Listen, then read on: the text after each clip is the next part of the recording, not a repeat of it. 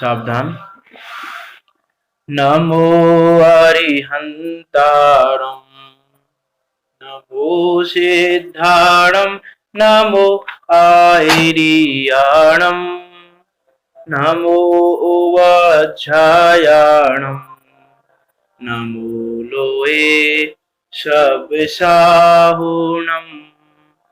मंगलम भगवान वीरो मंगलम गौतमो गणी मंगलम कुंद कुंदार्यो जैन धर्मोस्तु मंगलम सर्व मंगल मांगल्यम सर्व कल्याण कारकम प्रदानम सर्व धर्माणां जैनम जयतु शासनम जैनम जयतु शासनम।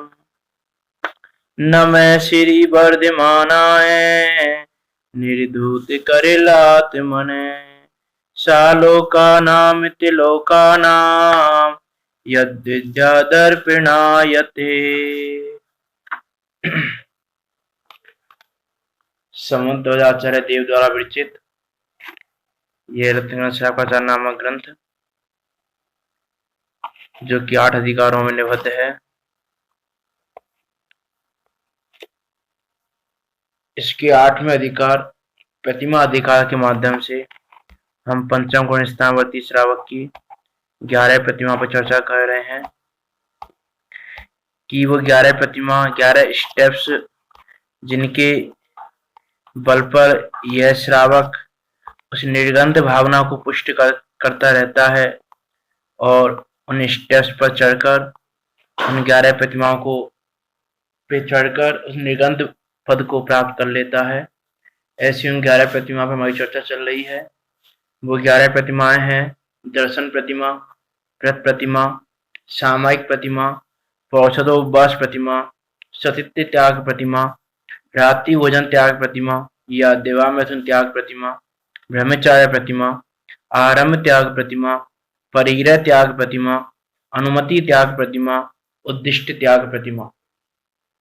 ये 11 प्रतिमाओं के नाम हैं। इन 11 प्रतिमाओं में से दर्शन प्रतिमा पे हमने चर्चा कर ली थी। दर्शन प्रतिमा में हमने सम्यक दर्शन के 25 दोष, अष्ट मूल गुण, 7 व्यसन, इन सब की चर्चा की थी। और उसके बाद व्रत प्रतिमा पे हमारी चर्चा चल रही है।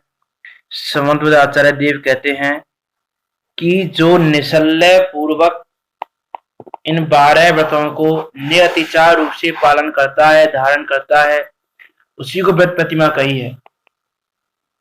कि जिसके शल्य नहीं होना चाहिए, अतिचार भी नहीं होनी चाहिए, निरतिचार रूप से वो इन 12 व्रतों को जो धारण करता है, उसी को व्रत प्रतिमा कही है।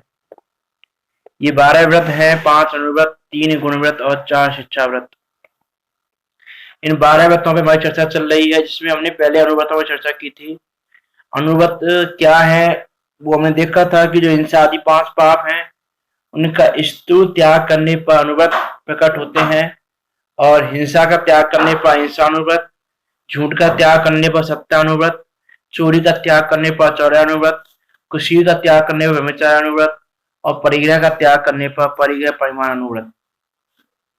कि जितना त्याग किया है, पूरा त्याग नहीं, तो जितना स्थूल रूप से तो त्याग है परिग्रह का, उसको कहते हैं परिग्रह परिमाण अनुव्रत। इन 5 अनुव्रतों पे हमने चर्चा की थी। 5 अनुव्रतों में कौन प्रसिद्ध हुए, पापों में कौन प्रसिद्ध हुए, इन सब पर भी हमने चर्चा की थी। अभी आगे हमको गुणव्रत पे चर्चा करनी है। 3 गुणव्रत कौन से हैं?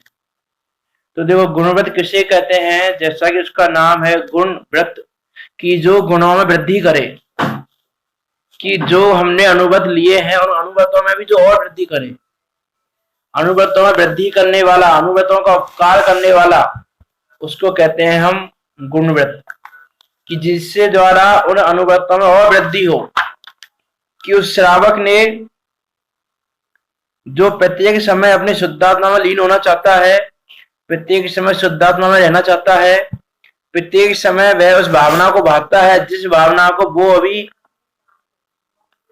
धारण नहीं कर पा रहा है, उसको धारण करने की भावना भावते हुए वो प्रत्येक समय संसार शरीर भोगों से विरक्त होते हुए उनमें विरक्ति भाव को बढ़ाता है। तो उसने पहले 5 पापों से विरक्ति भाव को बढ़ाकर स्थूल रूप से 5 पापों का त्याग किया, और 5 पापों के त्याग रूप उसको ये 5 अनुव्रत प्रकट हुए। और इन 5 अनुव्रतों के बाद अब वह उन अनुव्रतों में और वृद्धि करना चाहता है।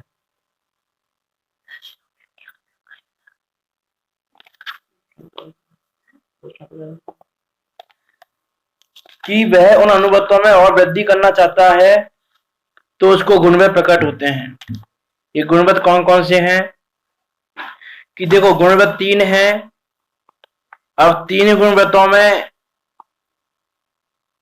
2 तरह से भेद मिलते हैं इन गुणव्रतों के। जैसे छैडाला जी में पंडित दौलतराम जी ने और तत्वा सूत्र में आचार्य रमास्वामी ने इन गुणव्रतों के 3 भेद लिए: दिग्व्रत, देशव्रत और अनंत दंड व्रत। ये 3 भेद स्वरूप ये 3 गुणव्रत हैं। एक दिग्व्रत है, देशव्रत है और अनंत दंड व्रत है। लेकिन समंत आचार्य देव ने इसमें देशव्रत को नहीं लिया, उन्होंने इसमें दिग्व्रत को लिया, अनंत दंड व्रत को लिया, और उसके बाद उन्होंने भोग परिमाण व्रत को लिया। कि उन्होंने उसमें देशव्रत को दिग्व्रत में शामिल कर लिया, कि देशव्रत को दिग्व्रत में शामिल करके, और उन्होंने तीसरा गुणव्रत कहा भोग परिमाण व्रत। देखो, उसमें हम ये ऐसा सोचते हैं कि ऐसा भेद क्यों मिलते हैं, ऐसा भेद क्यों मिल रहा है। तो भेद मिलना कोई बड़ी बात नहीं है, वो अपेक्षा है। जिन आचार्य ने जो ग्रंथ लिखा उनकी अपेक्षा है, उन्होंने किस अपेक्षा से क्या लिखा।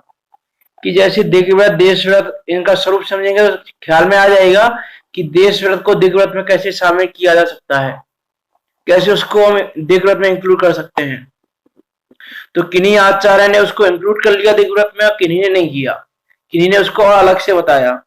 उसकी और डिटेल बताने के लिए, कि इसकी और डिटेल हो, उसकी वो डिटेल बताने के लिए आचार्य देव ने उसको अलग से बता दिया, और किन्हीं आचार्यों ने उसको उसमें इंक्लूड कर लिया। और भोग परिमाण व्रत को किन्हीं आचार्यों ने शिक्षा व्रत में लिया, और किन्हीं ने उसको गुण व्रत में ले लिया।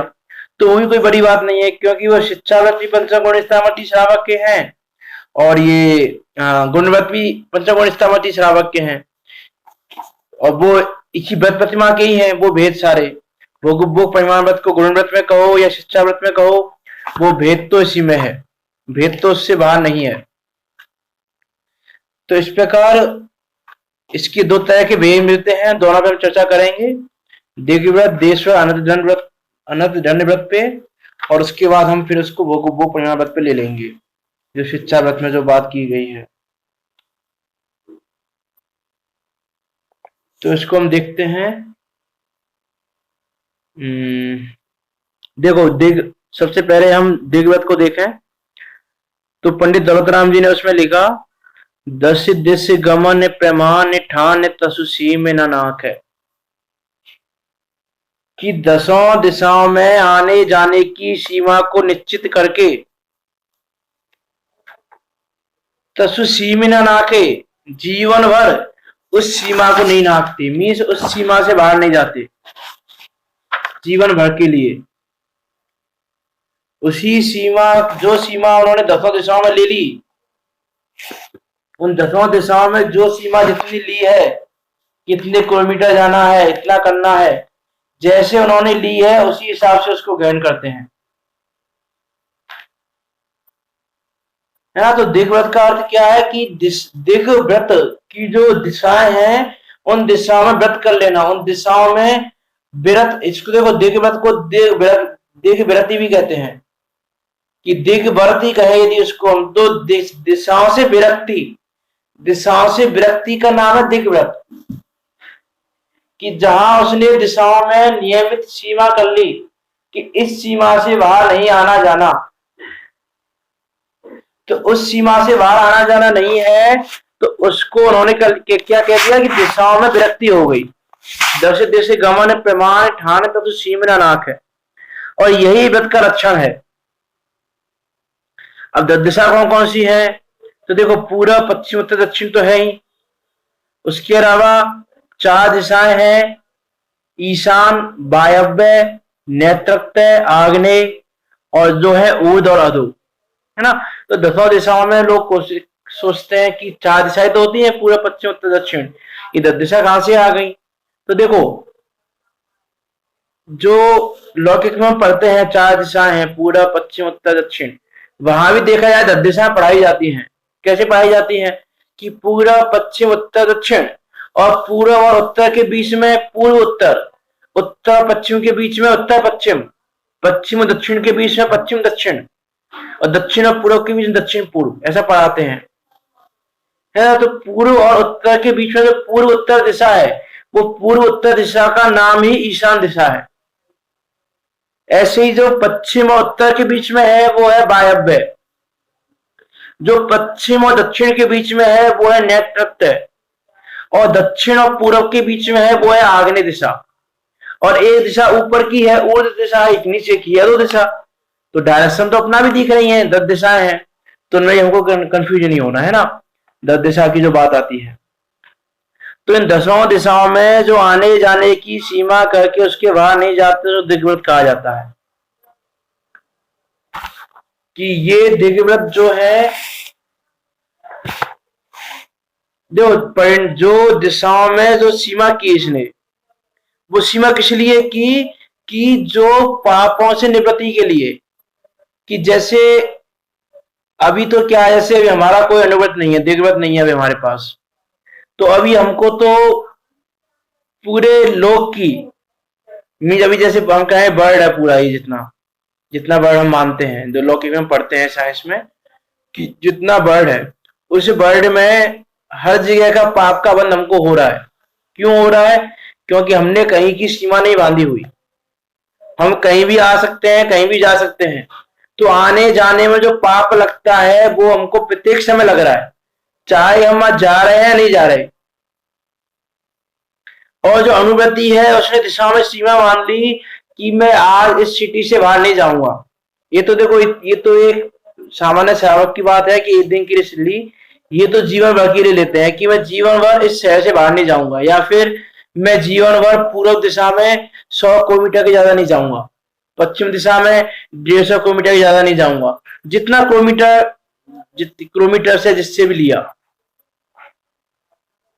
तो 10 दिशाओं में परिमाण करके उस सीमा के बाहर नहीं जाके उसमें अनुमात्र भी पाप की प्रवृत्ति नहीं है, क्योंकि अब वो जीवन भर के लिए नहीं जाएगा। जीवन भर के लिए उसने उस जितनी उसने सीमा बांधी है, उस सीमा से आगे जाने का त्याग कर दिया। तो उस सीमा से बाहर जितने भी पाप की प्रवृत्ति हो रही थी उसमें उसको कोई बंधन नहीं लगेगा, उस पाप से उसको पूर्णतः निवृत्ति हो गई। कि जो ग्रस्त श्रावक है वो अपने प्रयोजन के अनुसार, कि इस क्षेत्र से बाहर मेरा व्यापार नहीं करूंगा, मैं इतने क्षेत्र में व्यापार करूंगा, बस मैं पूर्व दिशा में इतने तक ही व्यापार करूंगा, है ना। इस प्रकार में द्रव्य क्षेत्र काल भी घटा सकते हैं। द्रव्य की बात करें, क्षेत्र की बात करें कि इतना द्रव्य ही रखूंगा, उससे ज्यादा मीन्स इतनी द्रव्य का व्यापार करूंगा। या क्षेत्र की बात करें, इतना क्षेत्र में ही रहूंगा, इस क्षेत्र से बाहर नहीं जाऊंगा, इस क्षेत्र में भी इस दिशा में इतना ही जाऊंगा, उससे बाहर नहीं जाऊंगा। किसी भी तरह का व्यवहार नहीं करता वह जीव, कि जब उसने परिमाण कर लिया जीवन भर के लिए, तो किसी भी तरह का व्यवहार नहीं करेगा, ना बात करेगा, ना कॉल करेगा, ना कोई मैसेज भेजेगा, ना किसी भी तरह के कोई भी व्यापार आदि कार्य, कोई भी व्यवहार नहीं करेगा उस दिशा के बाहर।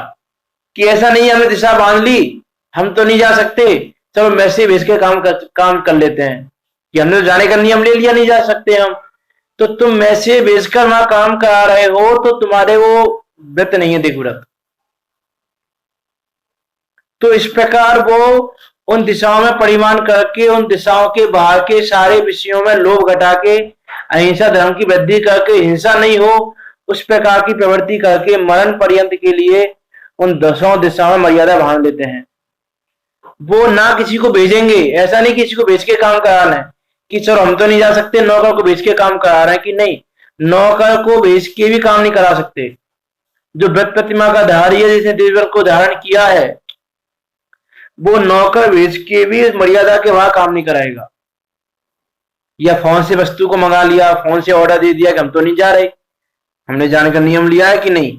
दिग्व्रत का स्वरूप ऐसा नहीं है कि जिसने दिग्व्रत को धारण किया ना वो किसी को बुलाएगा, ना किसी को भेजेगा, ना कोई वस्तु मंगाएगा, ना कोई वस्तु भेजेगा, कुछ भी नहीं करेगा। वो पूरी तरह से त्याग करके उस परिमाण के बाहर की सारी वस्तुओं में उसने लोगों का त्याग कर दिया है और उसमें होने वाली हिंसा रूप प्रवृत्ति का उसने पूरी तरह से त्याग कर दिया है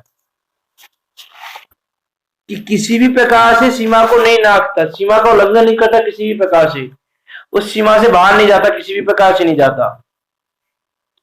और देखो आगम में ऐसा आता है कि ये दिग्व्रत का धारी जीव है वो जो दिशाओं में सीमा बांधता है वो समुद्र आदि की के हिसाब से नदी, समुद्र, पर्वत, देश, वन इनके आधार से सीमा बांधता है। इनके आधार से सीमा क्यों मांगता है? क्योंकि ये चिन्ह क्या है? प्रसिद्ध चिन्ह है। समुद्र है, नदी है, तो ये प्रसिद्ध है, तो वो भूलेगा भी नहीं। यदि वो इनके हिसाब से सीमा बांधेगा तो भूलेगा भी नहीं। इसलिए आगम में ऐसा कहा कि इसके हिसाब से वह जीव दिशाओं मर्यादा करता है। जो समुद्र है, नदी, पर्वत में जो प्रसिद्ध चीज है उन प्रसिद्ध चीजों के आधार पर दिशाओं की मर्यादा कर लेता है और फिर उसमें गमनागमन कुछ भी नहीं करता है। और देखो दसों दिशाओं की जिसने मर्यादा की, आगम में ऐसा आता है कि दसों दिशाओं की मर्यादा करने का नियम अनुव्रत में है। मतलब जो अनुव्रति है, जो श्रावक है, दिग्व्रत, जो दिग्व्रत को धारण करने वाला है, गुणव्रति है, जो उस गुणव्रत को धारण करने वाले के है, लेकिन उसने दसों दिशाओं में सीमा बांध ली तो दसों दिशाओं के बाहर उसके उस गुणव्रत को महाव्रत की श्रेणी में रखा गया है कि वो महाव्रत जैसा है। महाव्रत तो नहीं है लेकिन महाव्रत के जैसा है। महाव्रत के जैसा क्यों है? कि देखो हम जो अनुव्रत गुणव्रत कह रहे हैं वो किसके आधार पर कह रहे हैं? कि स्थूल त्याग के लिए उसको अनुव्रत कह रहे हैं, कि उसका भी सूक्ष्म त्याग नहीं है, उसका थोड़ा बहुत, जैसे हमने अनुव्रतों में पढ़ा कि उसका अहिंसा अनुव्रत है तो उसको हिंसा स्थूल रूप से हिंसा का त्याग है, अभी सूक्ष्म हिंसा का त्याग नहीं है। तो वैसे ही लेकिन अब उसने दसों दिशाओं में सीमा बांध ली कि जीवन पर्यंत के लिए मैं इस सीमा से बाहर नहीं जाऊंगा। तो उस सीमा से बाहर जो पाप की प्रवृत्ति होनी थी उसका पूरी तरह त्याग हो गया, उसका स्थूल से भी हो गया, सूक्ष्म से भी हो गया। इसलिए उसको महाव्रत की श्रेणी में रखा। महाव्रत तो इसलिए नहीं कहा क्योंकि उसकी अभी महाव्रत रूपी कषाय, महाव्रत धारण करने की जो कषाय का त्याग होना चाहिए उसका त्याग नहीं हुआ है। उसकी अभी प्रत्यय खानावरण कषाय का उदय चल रहा है। अभी उसने अनंतानुबंधी व प्रत्यय खानावरण का नाश किया है, बस प्रत्यय खानावरण का नाश नहीं किया है। इसलिए उसको महाव्रत तो नहीं कहेंगे लेकिन वो महाव्रत जैसा ही है ऐसा कहेंगे, क्योंकि उसने उसमें पूरी तरह से पाप का त्याग कर दिया है उन दिशाओं के बाहर। तो ऐसा ही विशेष है इसमें दसों दिशाओं की मर्यादा धारण करने वाले के। और इन दसों दिशाओं के बाहर वो मन वचन काय कृत काय अनुमोदना पूरी तरह से त्याग करता है और किसी भी प्रकार से उल्लंघन नहीं करता। और जितनी उसने मर्यादा बांधी है उसमें वो इच्छा अनुसार आ जा सकता है, उसके बाहर नहीं जा सकता। जितना उसने धारण किया है उसके बाहर नहीं जाएगा, उतने में जाएगा। ऐसा यह जीव है, ऐसा वो दिग्व्रत है। ऐसे दिग्व्रत के परिणाम है उसके कि उसने इतना दिशा में परिमाण करके इतना उसने हिंसा का त्याग कर दिया, क्योंकि वो तो महाव्रत धारण करना चाहता है, वो तो निर्गुण दशा को धारण करना चाहता है, लेकिन अभी उसकी कमजोरी है चरित्र की कि वो धारण नहीं कर पा रहा है, इसलिए विशेष रूप से आगे बढ़ रहा है ना। इसलिए कहा ना गुणव्रत का मतलब क्या बताया था कि अनुव्रतों जो वृद्धि करे, कि जो उसने अनुव्रत धारण कर लिए, जैसे उसने अहिंसा अनुव्रत धारण किया कि उसने हिंसा का स्थूल त्याग किया, तो अब उसने उस हिंसा में भी और उस अहिंसा में भी और वृद्धि कर ली, मैं हिंसा का और भी ज्यादा त्याग कर दिया। कि अहिंसा अनुव्रत में तो उसने हर जगह स्थूल रूप से त्याग किया था बस, अब उसने दसों दिशाओं के बाहर पूरी तरह से हिंसा का त्याग कर दिया, तो उसने अहिंसा अनुव्रत में और वृद्धि कर ली। उसको दो झूठ चोरी आदि के जो उसको स्थूल रूप से त्याग किया था, सूक्ष्म रूप से उसका त्याग नहीं हो रहा था, लेकिन वो दसों दिशाओं के बाहर उसने अहिंसानुव्रत की वृद्धि कर ली, सत्यानुव्रत की वृद्धि कर ली, अचौर्यानुव्रत की, ब्रह्मचर्यानुव्रत की, परिग्रह परिमाणानुव्रत की, सबकी वृद्धि कर ली, कि उसने दसों दिशाओं के बाहर परिग्रह का पूरी तरह से त्याग कर दिया। तो परिग्रह परिमाणानुव्रत में उसने और वृद्धि कर ली। ब्रह्मचार्यानुव्रत में भी उसने दसों दिशाओं के बाहर, कि जिसने उसने परिमाण बांधा है, जितनी उसने सीमा बांधी है, उस सीमा के बाहर उसने त्याग कर दिया। तो इस प्रकार ये अनुव्रतों में वृद्धि कराने के लिए गुणव्रत है, और इसीलिए उसकी दसों दिशाओं के बाहर उसको महाव्रत के तुल्य कहा, कि इसके ये अनुव्रत कैसे है, महाव्रत के तुल्य है, कि काश को अनुवृत्ति जाता है, क्योंकि अनुव्रतों में वृद्धि कर रहा है वो। तो ऐसा वह जीव इस दिग्व्रत का पालन करता है। अब उसने दिग्व्रत का पालन किया, अब दिग्व्रत में भी वो अतिचार रहित होकर पालन करेगा। तो अतिचार क्या क्या है वो ही पता होना चाहिए। भाई पता ही नहीं होगा अतिचार कौन कौन से, तो कैसे अतिचार रहित होकर पालन करेगा। तो आचार्य समन्वय देव ने इसके लिए 5 अतिचार बताए। किसके 5 अतिचार हैं, कौन कौन से हैं? ऊर्ध्वातिपात, अधस्तातिक्रम, तिर्यक व्यतिक्रम, क्षेत्र वृद्धि और विस्मरण। ये 5 इसके अतिचार हैं। ऊर्ध्वातिपात का मतलब है कि इसने जो ऊंचाई का जो इसने मर्यादा बांधी है उसका उल्लंघन नहीं करना, उसको भंग नहीं करेगा। अधस्तातिक्रम में कि जो इसने नीचाई में, नीचे की दिशा में, जैसे कुआं में, बावड़ी में, तालाब में आदि में इसने उतरने की मर्यादा कर ली, इससे नीचे नहीं उतरूंगा मैं, इससे नीचे नहीं जाऊंगा, या नीचे की दिशा में इससे नीचे नहीं जाऊंगा, जमीन नहीं खोदूंगा मैं इससे नीचे, इसके नीचे में ये कार्य नहीं करूंगा। इस प्रकार की उसने परिमाण कर लिया, तो उसके नीचे नहीं जाएगा, मर्यादा बंद नहीं करेगा उसकी, तो उसको हम कहेंगे अधस्तातिक्रम। और तिर्यक व्यतिक्रम में कि जो तिर्यक दिशाएं हैं उनमें उसका भंग नहीं करेगा। क्षेत्र वृद्धि में जिसने उसने क्षेत्र बांधा है, मर्यादा की है, उसके बाहर नहीं जाएगा। और विस्मरण में जितनी उसने मर्यादा ली है उसका विस्मरण नहीं होने देगा, विस्मरण हो जाएगा तो उसका विस्मरण नाम का अतिचार लग जाएगा। तो ये 5 दिग्व्रत के अतिचार हैं। देखो अधस्तातिक्रम का हम दूसरा नाम अधोव्यतिक्रम भी बोल सकते हैं। ऊर्ध्वव्यतिक्रम, अधोव्यतिक्रम, तिर्यक व्यतिक्रम, तो ये जैसे नाम याद करने में इजी रहेगा। ऊर्ध्वव्यतिक्रम यानी ऊंचाई पे अधिक चढ़ जाना, वो ऊर्ध्वव्यतिक्रम नाम का अतिचार है। अधोव्यतिक्रम में नीचे की तरफ ज्यादा उतर जाना, अधोव्यतिक्रम। और तिर्यक दिशाओं में प्रमाण से अधिक चले जाना, तिर्यक व्यतिक्रम। क्षेत्र की वृद्धि कर लेना, क्षेत्र वृद्धिक्रम। और स्मृत और विस्मरण नाम का है, जिसका दूसरा नाम स्मृत अंतर्धान भी है, कि जो किया हुआ प्रमाण है उसको अज्ञान से, प्रमाद से भूल जाना, वो भी अतिचार है। तो देखो ये 5 अतिचारों की यदि हम बात करें तो सबसे पहले हम विस्मरण नाम का अतिचार देखें, कि अज्ञान या प्रमाद से सीमा का भूल जाना, उसका नाम विस्मरण नाम का अतिचार, या उसको हम दूसरे शब्दों में कहें सीमा विस्मृति नाम का अतिचार, की जो इसने सीमा बांधी थी, जो इसने मर्यादा की थी, उस मर्यादा को भूल गया, कि जितनी इसने मर्यादा की कि 10 दिशाओं में मैं इतना इतना जाऊंगा, फिर बुद्धि की मनता से या कोई संदेह हो गया इसको, या चित्त कहीं और चला गया, मन कहीं और चला गया, भूल गया, तो भूल जाना है ये विस्मरण नाम का अतिचार है ना। अब देखो इस अतिचार में भी विशेष क्या बात है, कि जैसे मान लो किसी ने ऐसा मर्यादा बांधी कि मैं पूर्व दिशा में 100 किलोमीटर के आगे नहीं जाऊंगा, और पश्चिम दिशा में भी मैं 100 किलोमीटर के आगे नहीं जाऊंगा, इस प्रकार की उसने मर्यादा बांधी।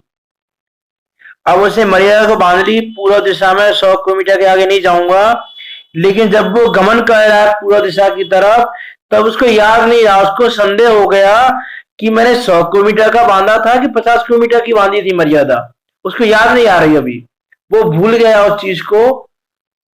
तो देखो वो अतिचार कब लगेगा, सिर्फ भूल जाने मात्र का अतिचार नहीं कहेंगे हम, कि वो भूल गया, जैसे उसको स्मरण में नहीं आ रहा है, अभी उसको ऐसा संदेह हो रहा है कि 100 किलोमीटर का बांधा था कि 50 किलोमीटर का बांधा था, ऐसा उसको संदेह हुआ। तो संदेह होने पर यदि वह 50 किलोमीटर से आगे नहीं जाए कि मुझे पक्के से नहीं पता, मैं 50 बांधी थी 100 बांधी थी, तो अब मैं 50 से आगे भी नहीं जाऊंगा,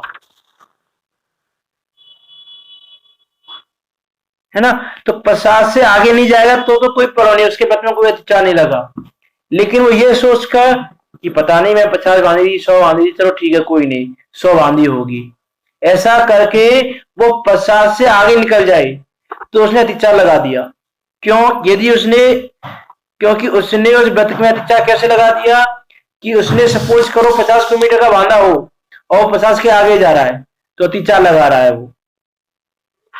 और यदि 100 के आगे चला जाए तो फिर उसको अतिचार नहीं कहेंगे, तो उसने व्रत का भंग ही कर दिया, तो व्रति भंग हो गया उसका, यदि 100 से आगे चला गया तो,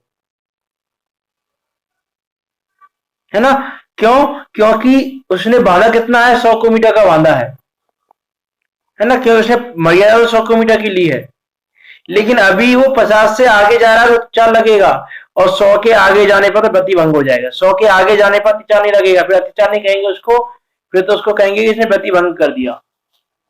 क्योंकि 50 किलोमीटर से आगे जाएगा तो व्रत से बाहर नहीं गया है वो भी, है ना। अभी उसको संदेह है, तो उस संदेह के कारण बाहर चला गया 50 से आगे, तो अतिचार लग जाएगा उसको, लेकिन व्रत भंग नहीं होगा, और 100 से आगे जाने का व्रत भंग हो जाएगा।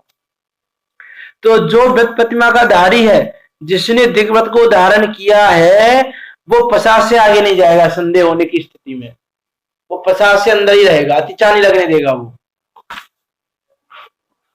तो इसका नाम है अतिचार। कौन सा? विस्मरण नाम का अतिचार, या सीम विस्मृति नाम का अतिचार, कि उसने सीमा को भूल गया, विस्मृत कर दी उसने उसको, ऐसा ही अतिचार है।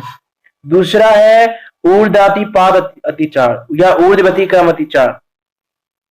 इसमें ऊर्ध्वाती क्रम में क्या है कि जो ऊपर की तरफ पहाड़ हैं, वृक्ष हैं, उन पहाड़ वृक्षों पर जितनी मर्यादा ली, जैसे पर्वत पे इतना चढ़ूंगा, इसके आगे नहीं चढ़ूंगा, मैं वृक्ष पे इससे आगे नहीं चढ़ूंगा, इस प्रकार की जो उसने मर्यादा की, उस मर्यादा से बाहर चले जाए, उस मर्यादा को भंग कर दे, तो उसमें उसको फिर ऊर्ध्वाती काम नाम का अतिचार लगेगा कि उसने मर्यादा का उल्लंघन कर दिया। और फिर है अधोगति क्रम, की नीचे की ओर कुआं में, बावड़ी में, तालाब में इत्यादि प्रकार से नीचे की ओर उतरने को, उसकी उसने जितनी मर्यादा की थी मर्यादा को भंग कर दे, तो उसका नाम है तिर्यक व्यतिक्रम। सब में लगा लेना यथा संभव, जो एग्जाम्पल दिया आगे 100 किलोमीटर वाला एग्जाम्पल दिया ना दिशा विस्मरण में, ऐसा उदाहरण उसमें लगा लेना सब में।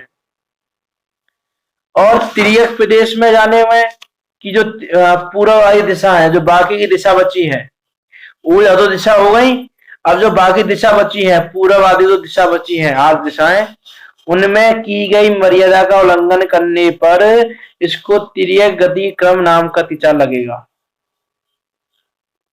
देखो ये भी यदि वो अज्ञान से या प्रमाण पूर्वक हो रहे हैं तो अतिचार है, ये जो जानबूझ कर करे तो अतिचार नहीं है, जानबूझ के करे तो फिर वो अनाचार हो गया, फिर तो व्रति भंग हो गया उसमें। तो अज्ञान या प्रमाद की अवस्था में गलती से उस पर हो जाए तो अतिचार कहने में आएगा वो भी, है ना, जानबूझ के करने में नहीं आएगा। ऐसा नहीं है कि चलो आज मैं अतिचार है पालन तो नहीं करता, अतिचार तो लग ही सकते हैं, तो चलो मैंने मर्यादा कर ली इतनी, उससे बाहर चला जाता हूँ, अतिचार ही तो लगेगा कि नहीं, फिर अतिचार नहीं लगेगा, फिर तो प्रतिभंग हो गया। तो इस प्रकार का ये तिर्यक गति क्रम नाम का अतिचार है। अब पांचवा है क्षेत्र वृद्धि नाम का अतिचार, कि उसने जो पूर्व वाली दिशा में भी तो देश की मर्यादा की है कि इतने क्षेत्र तक जाऊंगा उसके आगे नहीं जाऊंगा, इस देश तक जाऊंगा उसके आगे नहीं जाऊंगा, तो देश क्षेत्र गांव आदि की जो मर्यादा की है, उस मर्यादा से ज्यादा चले जाना उसको कहेंगे क्षेत्र वृद्धि नाम का अतिचार, है ना। देखो इसमें एक ऐसा भी आता है कि जैसे उसने मान लो उसने ऐसा नियम लिया, ऐसा व्रत किया उसने कि मैं पूर्व दिशा में 100 किलोमीटर से आगे नहीं जाऊंगा और पश्चिम दिशा में भी 100 किलोमीटर से आगे नहीं जाऊंगा। लेकिन अब वो पूर्व दिशा में चल रहा है, उसको कुछ इच्छा हुई और आगे जानने की, कुछ हुआ, तो उससे वो क्या सोचे कि चलो मैं पूर्व दिशा में 100 जाने का नियम लिया था और पश्चिम में भी 100 जाने का नियम लिया था, मीन्स टोटल दिशा कितनी हो गई, टोटल डिस्टेंस कितनी हो गई 200 किलोमीटर की। तो मैं 150 किलोमीटर पूर्व में चला जाऊं और पश्चिम में 50 किलोमीटर चला जाऊंगा, उसके आगे नहीं जाऊंगा मैं, कि नहीं। ऐसा यदि वो करेगा तो फिर वो अतिचार लगाएगा उसमें, और जानबूझ के करेगा तो गतिभंग हो जाएगा। ऐसा भी अज्ञान से प्रमाद से हो जाए कि उसने 100 किलोमीटर का नियम लिया और गलती से वो 150 किलोमीटर चला जाए पूरब में, तो फिर वो अतिचार लगेगा, जानबूझ के करने में प्रतिभंग होगा। तो ऐसा ही वो नहीं करता कि पूर्व दिशा में 100 किलोमीटर की मर्यादा बांधी है तो 100 से आगे नहीं जाएगा, पश्चिम दिशा में 100 से आगे नहीं जाएगा।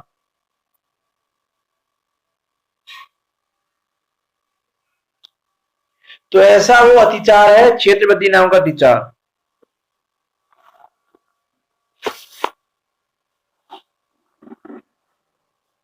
तो ये अतिचार अज्ञान और प्रमाद की अवस्था में अतिचार नाम पाते हैं, उसके बाहर अतिचार नाम नहीं पाते, उसके बाहर इनको अतिचार नहीं कहा जाता, उसके बाहर ये अतिचार नहीं है, उसके बाहर को वृत्ति भंग कर दिया इसने।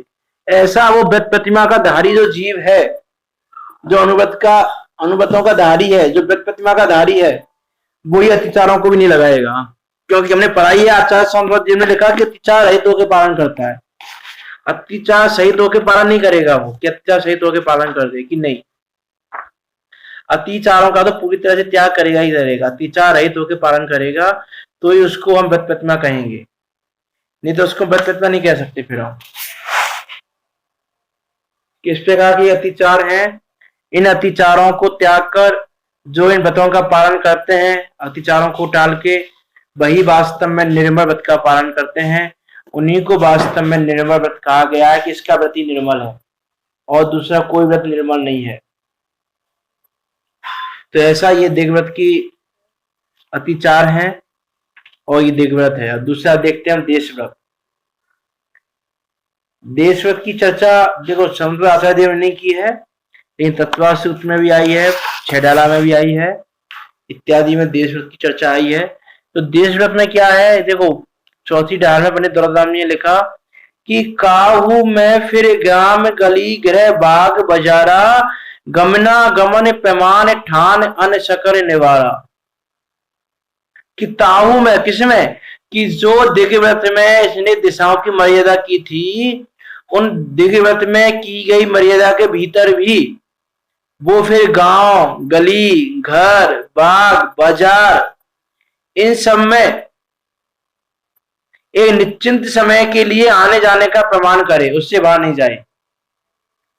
कि जैसे उसने दिग्व्रत में जीवन भर के लिए ये मर्यादा कर ली कि मैं पूर्व दिशा में 100 किलोमीटर से आगे नहीं जाऊंगा, तो देशव्रत में क्या करेगा वो, कि उस पूर्व दिशा में 100 किलोमीटर के अंदर भी अब वो एक निश्चिंत समय के लिए मर्यादा बांधेगा कि लाइफ टाइम में कभी भी 100 से आगे जाना ही नहीं है, लेकिन मैं एक महीने के लिए 100 किलोमीटर के अंदर भी सिर्फ 20 किलोमीटर तक जाऊंगा, उसके आगे नहीं जाऊंगा। या इस 100 किलोमीटर के अंदर 10 गांव पड़ते हैं, तो मैं सिर्फ स्टार्टिंग के 3 गांव जाऊंगा, उसके आगे नहीं जाऊंगा। 1 महीने के लिए, 2 महीने के लिए, 1 साल के 2 साल के लिए, जितना भी बोले। तो ताहू में फिर गांव गली गृह बाग बाजारा, गमना गमन पैमान ठान अन सकरने वाला। तो ऐसा उसको देशव्रत कहा। अब दिग्व्रत में कैसे शामिल हो जाएगा, कि उसको दिग्व्रत में ऐसे ले लिया कि उसने दिग्व्रत में जो नियम लिया 100 से आगे नहीं जाने का, तो देशव्रत में भी वो 100 से आगे नहीं जा रहा है, 100 के अंदर ही काम कर रहा है अपना, तो उसको हम दिग्व्रत में भी ले सकते हैं। तो ऐसी अपेक्षा से किन्हीं आचार्यों ने उस देशव्रत को दिग्व्रत में शामिल कर लिया, अलग से नहीं कहा। लेकिन आचार्य हमारे सामने उसको अलग से कहा देशव्रत को। तो ऐसा वो देशव्रत 7वां व्रत है। ये 7वां हो गया ना, 5 तनुव्रत हो गए, 6वां दिग्व्रत हो गया और 7वां ये हो गया कि इसने इसके अंदर भी परिमाण कर लिया कि इसके बाहर नहीं जाऊंगा। जैसे मान लो कि देखो उसके जो परिणाम है प्रत्येक समय वो शुद्धात्मा में है। ये प्रत्येक समय बीतरागता की वृद्धि करना चाहता है, प्रत्येक समय देवशास्त्र गुरु का संयोग करना चाहता है कि देवशास्त्र गुरु के संयोग में रहे। अब मान लो उसने दिशा की मर्यादा तो कर ली 100 किलोमीटर की पूरा दिशा में, लेकिन 100 किलोमीटर में 30 किलोमीटर से बाहर का जो एरिया है उसमें धर्म का कोई बहुत ज्यादा धर्म का पालन नहीं होता, धर्म का बहुत ज्यादा उसमें कुछ नहीं है, तो फिर वो उसे मर्यादा बांध लेगा कि मैं इतने समय के लिए इससे बाहर भी नहीं जाऊंगा। तो इस प्रकार से उसको हम देशव्रत में कह सकते हैं। तो इससे भी क्या है कि उसने जो 100 किलोमीटर की मर्यादा बांधी थी उसके अंदर भी उसने जब 1 महीने के लिए 1 दिन के लिए उसने 20 किलोमीटर 10 किलोमीटर की मर्यादा बांध ली, तो उससे आगे की जो पाप की प्रवृत्ति है वो भी उसकी 1 दिन के लिए उसका त्याग हो गया। जो हमको भी है ना, सामान्य श्रावकों को भी, जैसे लॉकडाउन है, हमको पता है हम कहीं आ नहीं रहे जा नहीं रहे, तो हम कोई प्रत्येक समय चलो कंटिन्यू ले सकते, प्रतिदिन तो ले सकते हैं कि भाई आज का मेरा नियम है मैं 10 किलोमीटर के आगे नहीं जाऊंगा, 10 किलोमीटर के एरिया में जाऊंगा उसके बाहर नहीं जाऊंगा, या फिर मैं आज अपने घर से बाहर नहीं जाऊंगा। अभी लॉकडाउन चल रहा है तो कर ही सकते हैं। तो इसमें हमारा भी क्या है कि हमारी जो बाहर की पाप की प्रवृत्ति है वो बाहर की जो 10 किलोमीटर के बाहर का जो एरिया होगा, या फिर घर का नियम लिया हमने तो घर से बाहर के जो एरिया होंगे वहां पर कुछ भी पाप प्रवृत्ति हो उसमें हमारा बंद नहीं होगा, उसका हमारा पूरी तरह से त्याग हो जाएगा। इसलिए हमको प्रत्येक प्रत्येक दिन है ना ऐसे छोटे छोटे नियम भी लेने चाहिए। दिशाओं का नियम ले लिया कि भाई आज मैं पूरे दिन में इससे आगे नहीं जाऊंगा, या जैसे अभी मान लो जैसे आप दिल्ली में रहती हैं तो मैं आज दिल्ली के बाहर नहीं जाऊंगी, ऐसा नियम ले लिया है ना। तो फिर दिल्ली के बाहर का जितना भी एरिया है, पूरा इंडिया पूरा वर्ल्ड, वहां पर जो पाप प्रवृत्ति है उसका बंद आपको नहीं होगा कि मैं दिल्ली से बाहर नहीं जाऊंगी, दिल्ली में भी इस नगर से बाहर नहीं जाऊंगी, इस कॉलोनी के बाहर नहीं जाऊंगी। इस प्रकार के नियम ले सकते हैं, इस प्रकार के नियम को लेना चाहिए हर चीज में, आने जाने में। जैसे हमने 5 अनुव्रत पढ़े, 5 अनुव्रतों में भी जो वो नियम लेता है जीव, उनमें भी हमको विचार करना चाहिए इन चीजों का कि जिन चीजों का हम व्यापार नहीं करते उन चीजों का त्याग कर देना चाहिए, इन चीजों का व्यापार हम नहीं करेंगे, नियम पूर्वक त्याग करना चाहिए। ये नियम नहीं लोगे तो उसका बंध तो चलता रहेगा बराबर। इसलिए श्रावक हम सबको ये नियम लेने चाहिए प्रत्येक दिन, है ना। कि ऐसा नहीं कह रहे हम कि महीने भर का ले लो, कि भाई महीने भर का नियम ले लें और फिर अभी नहीं लेवे, तो ऐसा नहीं। आप तो प्रतिदिन का नियम ले लो कि भाई आज मैं इतना, आज इतना, आज इतना, आज इतना, जितना सामर्थ्य है कि आज सिटी के बाहर नहीं जाऊंगा, आज घर से बाहर नहीं जाऊंगा, आज इतने किलोमीटर के बाहर नहीं जाऊंगा, आज ये चीज नहीं खरीदूंगा, इस चीज का त्याग है, आज इस चीज का त्याग है, इत्यादि अनेक प्रकार के नियम लिए जा सकते हैं।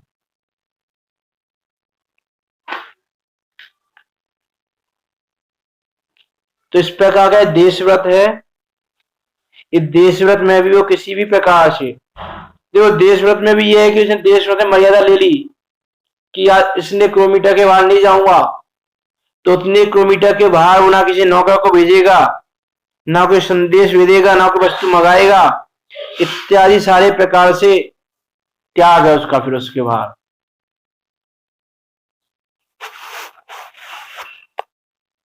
तो ऐसा ये इसका देशव्रत है। इस देशव्रत के भी 5 अतिचार हैं। 5 अतिचार कौन कौन से हैं? देखो, एक तो है आनयन अतिचार, एक है प्रयस्य प्रयोग अतिचार, शब्दानुपात अतिचार, रूपानुपात अतिचार, पुद्गत क्षेप अतिचार।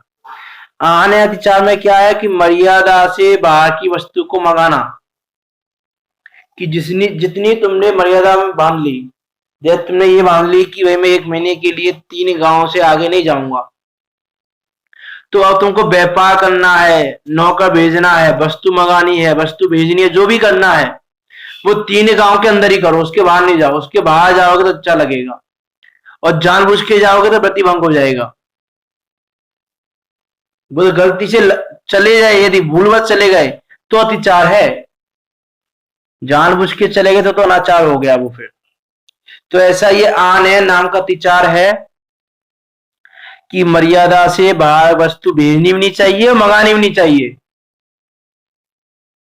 ऐसा ही अतिचार करना चाहिए। फिर प्रेस से प्रयोग है। प्रेस से प्रयोग में भी क्या है कि मर्यादा से बाहर नौकर आदि को भेजना, किसी प्रकार से कुछ भेजना कि जितनी मर्यादा का उल्लंघन करके नौकर को भेज दिया आगे, तो ये प्रेस से प्रयोग नाम का अतिचार है। जितनी मर्यादा कही है उससे आगे नौकर को भी नहीं भेजना चाहिए, नौकर आदि किसी को नहीं भेजना चाहिए। फिर तीसरा है शब्दानुपात अतिचार। कि शब्दानुपात अतिचार में क्या है कि सीमा के बाहर वाले मनुष्यों को, जैसे ना कुछ लोग ऐसे होते हैं कि हम ना फोन पे कुछ बोल तो नहीं सकते, मर्यादा के बाहर की बात है, हम बोल नहीं सकते कुछ भी, लेकिन इशारों के द्वारा समझाना कि किसी से बोल तो नहीं सकते मर्यादा के बाहर के लिए, इशारों में समझा देना, तो शब्द आदि के द्वारा समझा देना, है ना। तो शब्द आदि के द्वारा समझाना कैसे, जैसे खांसी आदि के शब्दों के द्वारा या किसी प्रकार के कुछ ऐसे शब्दों का प्रयोग करके समझ जाए कि मैं ऐसे शब्द तो नहीं बोल रहा हूं, लेकिन कुछ ऐसे शब्द बोले जाए कि सामने वाला समझ जाए मैं क्या चाहता हूं, मैं कहां से क्या मंगाना चाहता हूं, क्या करना चाहता हूं, वो समझ जाए सामने वाला। तो सीमा से बाहर वाले मनुष्यों को कुछ अभिप्राय समझा देना शब्दों के द्वारा, उसको कहते हैं शब्दानुपात नाम का अतिचार। तो यहाँ ही वही चीज लगाना, वो चीज हमेशा लगाना, जानबूझ के करोगे तो व्रत भंग हो जाएगा, अज्ञानवश प्रमादवश लग जाए तो अतिचार है। चौथा है रूपानुपात नाम का अतिचार। कि मर्यादा से बाहर रहने वाले मनुष्यों को अपना रूप दिखाकर या हाथों के इशारे से, नेत्र आदि के इशारे से अपना अभिप्राय समझा देना, उसका नाम रूपानुपात अतिकार नाम का अतिचार है ना। कि अपना जैसे वीडियो कॉल कर ली हमने, मर्यादा के बाहर के मनुष्यों से बात करने की वीडियो कॉल कर ली, जान ही रहे हम कुछ नहीं कह रहे, वीडियो कॉल कर ली, तो उसमें भी वो दोष है, अतिचार है। यदि गलती से लग जाए, वीडियो को गलती से हो जाए तो अतिचार है, जानबूझ के करो तो व्रतभंग है।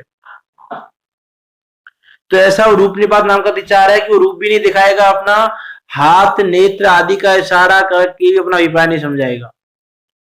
और इसमें पंडित द्रौपदी ने तो लिखा कि मर्यादा के बाहर कंकर आदि फेंकने से भी इस व्रत में दोष लग जाता है, ऐसा ये व्रत है।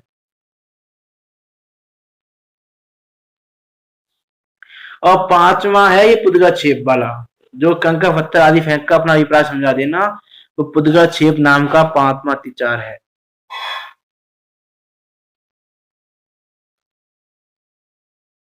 तो ऐसा यह देशव्रत है। इस देशव्रत में देखो विशेष क्या रहा देशव्रत से, कि देशव्रत में जितने नियम लिया उसमें भी फिर उसने वर्ष के लिए, महीने में, दिनों में, जितने टाइम के ले सकता था उतने टाइम के लिए उसे मर्यादा में भी कुछ क्षेत्र की मर्यादा कर ली, उसके बाद नहीं जाएगा, उसके आगे कुछ भी नहीं करेगा। इसलिए इस प्रकार अत्याचार रहित होकर वो पालन करता है, उसको हम कहेंगे व्रत प्रतिमा का धारी जीव। तो दिग्व्रत और देशव्रत इन दोनों का स्वरूप आप भली भांति ख्याल में रखें। अब अनर्थ दंड व्रत है, उसको हम कर लेंगे। अनर्थ दंड व्रत को बड़ा भी है काफी, उसके अनर्थ दंड व्रत के भी भेद हैं। तो देखो अनर्थ दंड में भी हम ऐसा देख लें, बस अनर्थ और दंड, इसका अर्थ क्या है, अनर्थ आने जिसका कुछ भी प्रयोजन नहीं है, और दंड आने जो मनोवचन काय की प्रवृत्ति उसको दंड कहते हैं। ऐसा ही अनर्थ दंड व्रत क्या होगा, कुछ भी प्रयोजन नहीं है, मनोवचन काय की प्रवृत्ति, इसका क्या अर्थ है, क्या मीनिंग है इसका, उसको हम कल समझेंगे। अब यहाँ तक हम दिग्व्रत और देशव्रत को समझकर, अब हम स्वयं भी अभी हम चाय निवृत्त के धारी नहीं है, चाहे हम पंचम गुण स्थान में नहीं है, लेकिन पंचम गुण स्थान में ना होने के बाद भी हम इतनी मर्यादा तो बांध सकते हैं कि जितनी हमारे बस में है उतनी मर्यादाओं को बांधनी चाहिए, प्रतिदिन बांधनी चाहिए। तो इस प्रकार जानकर हम वो मर्यादा सहित बांधकर उसके आगे गमनागमन ना करें और उस पाप से बचें। इस प्रकार की प्रवृत्ति करते हुए, तत्वों का चिंतन करते हुए, तत्वों का विचार करते हुए, हम शुद्धात्मा को जानकर अपने ज्ञान स्वभाव का लक्ष्य लेकर अपने मोक्ष मार्ग को प्रशस्त करें। इसी मंगल भावना के साथ अभी की वाणी को विराम देते हैं। जिनवाणी स्तुति निज निधि